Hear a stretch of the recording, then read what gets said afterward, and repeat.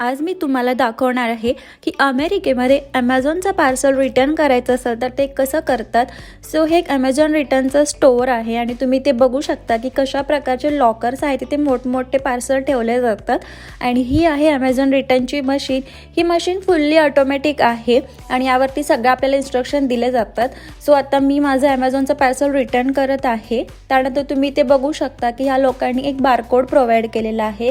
So हे बारकोडचं जो sticker आहे ते आपल्याला आपल्या पार्सलवरती चिटकावं लागतं आणि त्या अगोदर हे पार्सल जे असतं ते एका बॅगमध्ये पॅक करून ठेवावं लागतं आणि त्यानंतर स्क्रीनवरती दिलेल्या सगळ्या इन्स्ट्रक्शन फॉलो कराव्या लागतात. बाजूलाच एक इथे लॉकर दिलेला आहे. जसं आपण इन्स्ट्रक्शन फॉलो करतो त्या लॉकरचा डोअर ओपन होतो, त्यामध्ये असं आपलं पार्सल ठेवून द्यायचं आणि त्यानंतर हा लॉकर ऑटोमॅटिकली लॉक होतो. जर आपण व्यवस्थित पार्सल ठेवून दिलं असेल तर पुढे प्रोसीड करू शकतो आणि झालं आपलं ॲमेझॉन रिटर्न.